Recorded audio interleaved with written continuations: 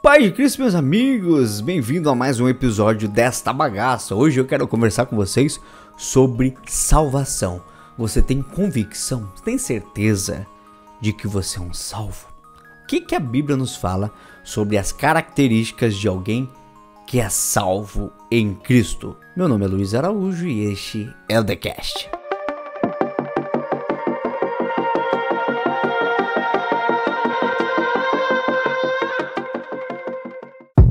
Muito bem, meus amigos, que alegria tê-los aqui novamente. Você que está chegando aqui pela primeira vez, nosso objetivo aqui é trazer informações, verdades bíblicas que você possa aplicar à sua vida, meu amigo, para a edificação da sua vida. Este é o nosso propósito. Então quero te pedir que não finalize esse vídeo sem ouvir o meu recado. Tem um recado importantíssimo no final desse vídeo para você entender como é que funciona esse negócio aqui, como é que você pode abençoar outras pessoas. Fique aí até o final, por gentileza, ok?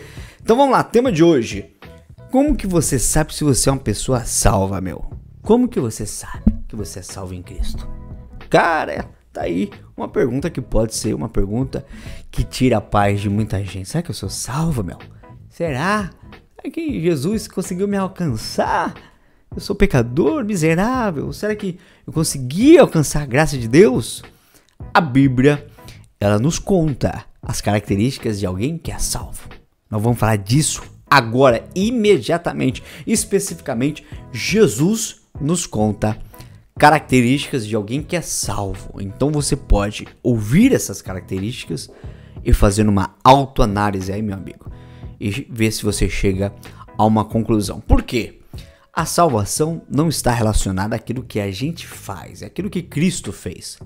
E o que Cristo fez, ele provoca alguns efeitos na nossa vida. Quando nós cremos em Cristo, quando nós de fato cremos, temos fé na obra de Cristo na cruz do Calvário para nos alcançar, para nos redimir, existem algumas consequências na nossa vida.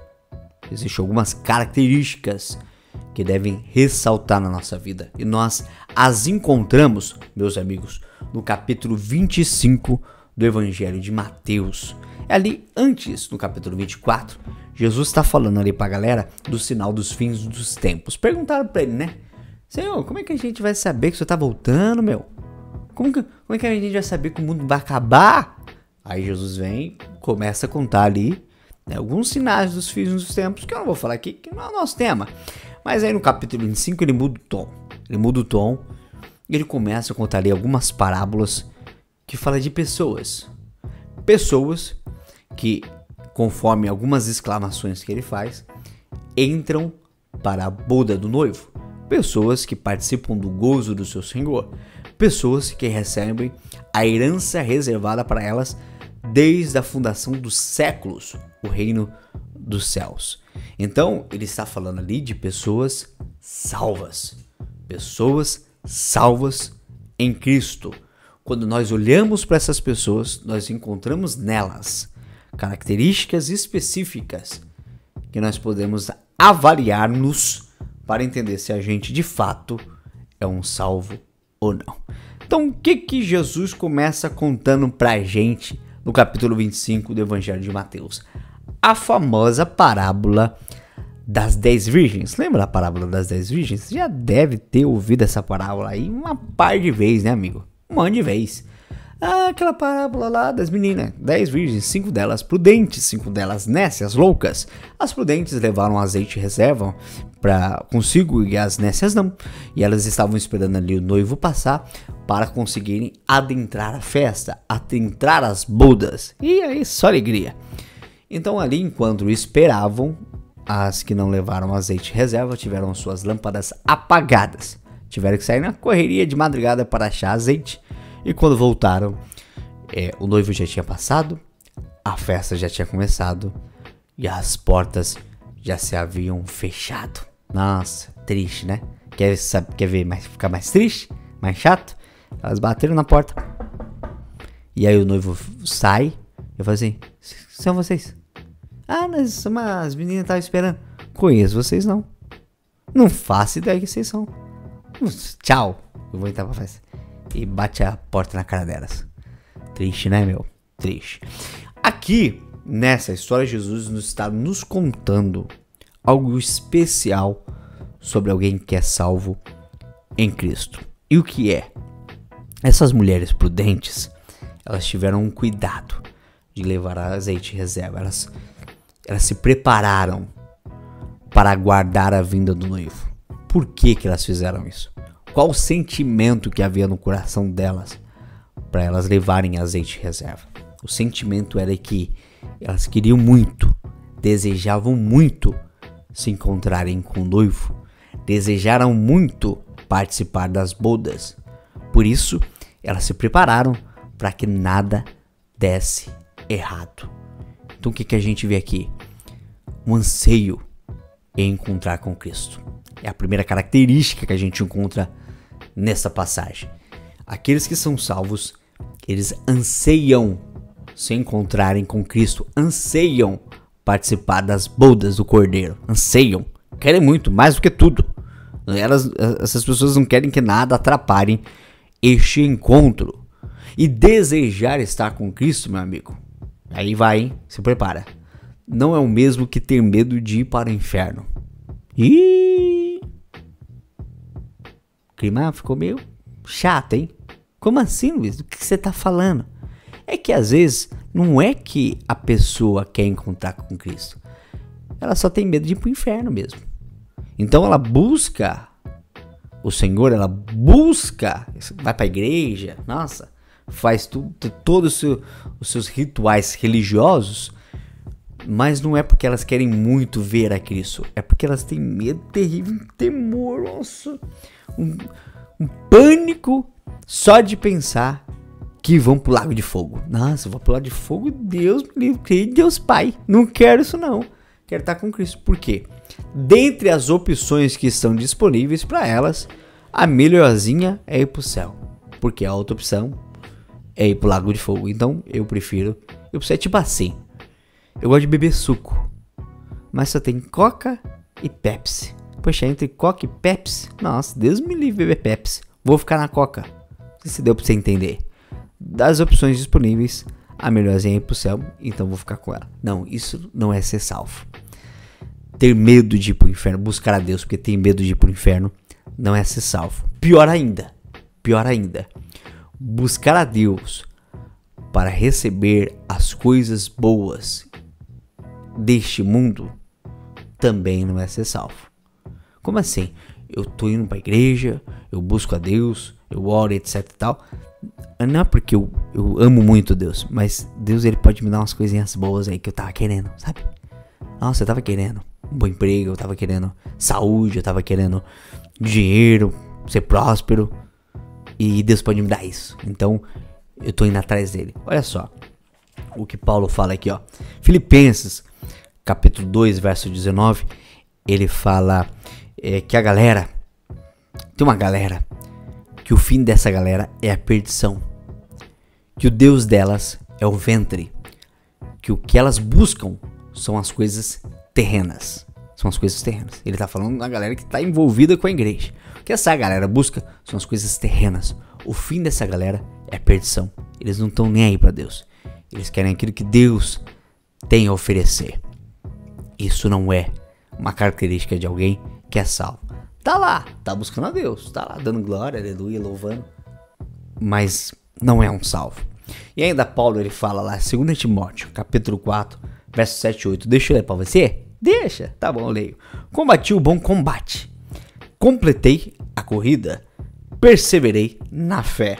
Agora me está reservada a coroa da justiça que o Senhor, o justo juiz, me concederá naquele dia, e não somente a mim, mas certamente a todos os que amarem a sua vinda.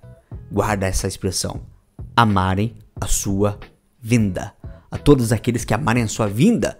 Então ele está falando que o Senhor reservou uma coroa de vitória para aqueles que querem estar com ele na eternidade. Para aqueles que amam a ideia de que ele vai voltar para buscar a sua igreja. Você entendeu? Guardou aí? Primeira característica de alguém que é salvo em Cristo. Essa pessoa deseja mais do que tudo a volta de Cristo. deseja mais do que tudo viver com Cristo na eternidade. Top, né? E aí Jesus mal termina essa história, ele já começa outra. Ele já começa a história dos talentos. Por quê? Porque você pode estar pensando assim, então eu quero mesmo, eu desejo mesmo a volta de Cristo. Nossa, coisa que mais quero a volta de Cristo. Eu vou ficar bem aqui de plantão esperando ele voltar. E fica lá, parado, com os braços cruzados, olhando pro céu. Jesus, está voltando? Ih, é Jesus ali. Ah não, era um avião da TAM. Ih, TAM? Que medo. Enfim, não, meu amigo, não é pra ficar olhando pro céu esperando Jesus voltar, não, cara. Não é.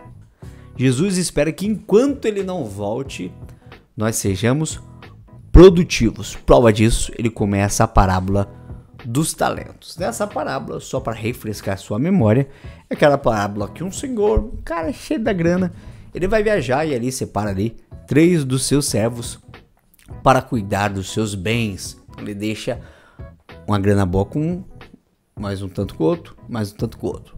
E lá é descrito 5 talentos para um, 2 talentos para outro e 1 talento para outro. Não chocolate, é dinheiro mesmo. É que era chamado talento e aí era dinheiro. Enfim, 2 deles saíram imediatamente, granjearam mais. 1 enterrou. Quando o seu senhor volta, ele vai falar, e aí, o que vocês fizeram? Aqueles 2 primeiros voltam todos contentes, ansiosos. Nossa, eu queria mostrar pro senhor o que eu fiz. Tá aqui, ó. Era 5, agora são 10. Top! Ó, o outro, eram 2, agora são 4. Meu, vocês são terríveis. Vocês foram fiéis no pouco, agora vocês vão participar do muito. Vão participar do gozo do seu senhor, da alegria do seu senhor. E aí, aquele que tinha um só falou assim, fiquei com medo, senhor, sabia? Nossa, eu sei que o senhor é meio brabo, né? Aí eu enterrei, porque vai que eu saísse com esse um aí e eu perdesse o único que você me deu. E aí o senhor fala, nossa, se você achasse que eu era brabo mesmo, pelo menos o jurozinho você ia me conseguir, né? Não, meu amigo, isso aí é desculpinha. Você vai pra um lugar, sabe como? Que é onde que é choro e ranger de dentes. Ih, climão, ficou chato, né? O que a gente aprende com essa história? Sobre a característica de alguém que é salvo. O que Jesus nos fala é que aqueles homens que receberam 5 e 2, eles saíram imediatamente para granjear mais talentos, para multiplicar aquilo que eles receberam. Imediatamente. Eles ficaram empolgados para fazer aquilo. Empolgados em alegrar o seu Senhor. Empolgados em ver o sorriso na face do seu Senhor. Olha esses meninos, meu, o que eles fizeram? Esses meninos é danado. Talentos. É mordomia. Mordomia é aquilo que Deus nos confiou pra gente cuidar. Seja dons espirituais, seja dons ministeriais, seja a família que o Senhor nos deu, seja as pessoas que convivem conosco, tudo aquilo que está aos nossos cuidados. São presentes de Deus para a nossa vida, em que o Senhor espera que a gente faça de tudo isso algo frutífero, algo próspero. Então, meu amigo, veja aí, o que Deus colocou na sua mão aí, meu? O que Deus confiou a você para que você trabalhe, para que você produza mais, para que você entregue algo que alegre o coração dele e ele diga, venha participar da minha grande festa, meu amigo, que você é o menino que realmente alegrou meu coração. Como você tem trabalhado por isso? Olha aí, faça uma análise na sua vida. E, por fim, nós temos mais uma característica interessantíssima, essa muito interessante, sobre alguém que é salvo. Então, primeiro nós falamos daquele que deseja muito, está ansioso pela volta de Cristo. Segundo, nós falamos sobre aquele que trabalha para o Senhor com muita alegria, pega tudo aquilo que Deus confiou a ele e produz muito mais para a honra e glória de Deus, com muita alegria, com prazer de trabalhar para o Senhor. E por fim, nós temos a história de Cristo, quando voltar, sentará no seu trono e fará como o pastor de ovelhas, que de um lado ele põe ovelhas, do outro lado ele põe os bodes. E as ovelhas, ele diz que elas receberão a herança que foi preparada desde a fundação dos séculos, o reino dos céus. Porque ele teve fome, ele teve sede, ele esteve nu e as ovelhas cuidaram dele com o maior carinho, dando comida e dando vestimenta. E as ovelhas falam, como que a gente fez isso? Quando, Senhor, que a gente fez isso? Que eu não lembro. E aí o Senhor fala, quando vocês cuidaram dos pequenininhos, vocês cuidaram de mim. O oposto aconteceu com os bodes. Vocês não fizeram nada disso. Nossa, mas quando que a gente não fez nada disso? Quando vocês não fizeram. O pessoal precisou e vocês não ajudaram. Então não ajudou eles, não ajudou eu também. Vocês estão lascados. Aí, o que a gente vê de especial nessas ovelhas? É algo realmente impressionante. Quando o Senhor fala que ele teve fome e elas deram de comer e etc e tal, elas falam, quando que a gente fez isso, Senhor?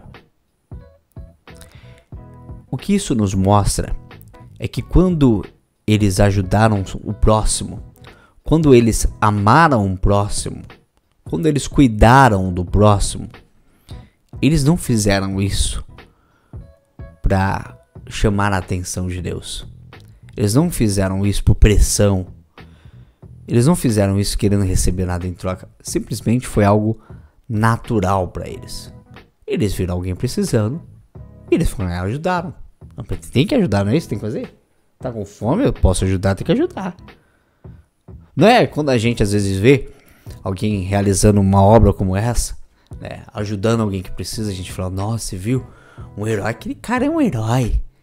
Aquela mulher é um herói. Não, para essas pessoas, eles não se consideravam heróis. Eles faziam simplesmente pelo fato de eles entenderem que tem que ser feito. Ué, eu queria que fizesse comigo. Então se eu queria que fizesse comigo, eu tenho que fazer com ele. Não é assim que funciona? Era natural para eles. Natural. Ou seja, a fé em Cristo, a fé no Senhor, moldou a vida deles de uma maneira tão grande que não somente provocou uma alegria em saber que Cristo vai voltar para buscar o seu povo, não também provocou um prazer em produzir algo para o Senhor, mas provocou neles uma natureza de ajudar o próximo, aquele que precisa de algo muito que fluiu muito tranquilamente na vida deles. Era algo que já fazia parte do seu cotidiano, o amar ao próximo. Então nós temos 3 características. A primeira, ansiar a volta de Cristo. A segunda, trabalhar para o Senhor, para agradar, para glorificar o nome de Deus, produzir para a obra do Senhor, para o reino de Deus, ser útil no reino de Deus. E terceira, amar o próximo como a si mesmo. O Senhor nos dá o exemplo aqui do dar alimento a quem tem fome, né? Ajudar o necessitado. Mas isso aqui é só um exemplo. É muito amplo. É você conviver com alguém que se sente só. Sabe? É você pensar em todos os detalhes. Em todos os detalhes. Como a pessoa está se sentindo. Se ela precisa de um amigo, se ela precisa de atenção. É suprir todas as necessidades que essa pessoa precisa, que essa galera precisa e que está ao seu alcance. É assim que é alguém que é salvo em Cristo. Essa pessoa dessa forma. E aí, meu amigo, cabe a nós olhar para dentro do nosso ser. Olha que exercício interessante. Será que eu sou assim? Essa é a realidade da minha vida? Calma, não priemos cânico. Quando a gente olha para a história dos puritanos, daquela galera que a gente lê a história, lê os seus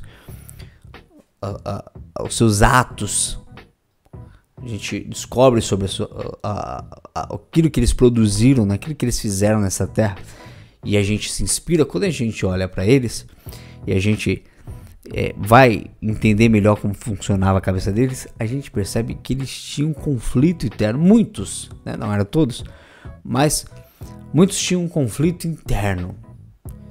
E eles entendiam que eles estavam muito longe daquilo que Deus esperava deles. Estavam muito aquém.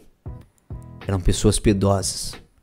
Eram pessoas amorosas. As pessoas que viviam para a glória de Deus. E eles sempre se lamentavam e se percebiam muito aquém daquilo que eles entendiam que Deus esperava deles.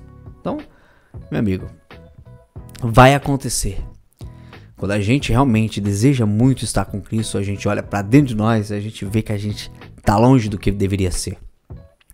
Mas perceba se dentro de você há um desejo de vir a Cristo, se há um amor, um carinho, um cuidado pelo próximo, se você se programa, se você se planeja para fazer algo para o Senhor na sua rotina, no seu dia a dia, dentro dos seus dias que sobram nessa terra. Olha para dentro de você. Se você encontrar essas características, dá para ficar um pouquinho mais calmo aí, não tão desesperado, ok? Bom, é isso que eu queria compartilhar com vocês sobre o capítulo 25 de Mateus. E o aviso importante que eu tinha para dar no final do vídeo é o seguinte: esta bagaça que é esse YouTube, ele trabalha da seguinte forma: ele vê você assistindo esse vídeo, ele vê que você não deu like, ele vê que você não se inscreveu, ele vê que você não comentou nada, nem um S2 você comentou. E aí ele fala: nossa, Luiz, que porcaria de vídeo foi esse que você fez? Deus me livre. Vou jogar isso aqui no fundo do baú da internet. E aí este vídeo fica esquecido no mar do esquecimento da web. Chato, né? Chato. Por quê? O nosso desejo é que essa mensagem ela chegasse pro máximo de pessoas possíveis, para que outras pessoas fossem edificadas. Agora, se você faz o contrário, se você curte, se você se inscreve, se você clica no sino, se você compartilha, se você comenta, o YouTube fala: nossa, o negócio tá bom aí, o conteúdo tá bom, vou distribuir isso aí pra galera, porque a galera, gente quer ver coisa boa, o povo quer ver coisa boa, e a reação desses meninos aí, dessas meninas, o vídeo é bom, e aí ele vai e distribui pro povo, meu amigo. Então faça isso, seja um canal de bênção na vida do povo, curte, comenta o que você achou do vídeo. Se você quiser acrescentar algo a este conteúdo, por gentileza, fique à vontade. Luiz, você esqueceu de falar isso. Não tem problema não, pode escrever aí. Não tem problema não. Quem lê vai ser edificado pela sua vida. Comenta aí. Tem um livro maravilhoso que fala sobre esse assunto. Indica aí pra nós. Comenta, que vai ser de grande bênção pra vida daquele que tá acompanhando este conteúdo, ok? Meu amigo, obrigado por mais uma vez estar conosco. É um prazer produzir isso daqui pra você. E até a próxima. Tchau, tchau.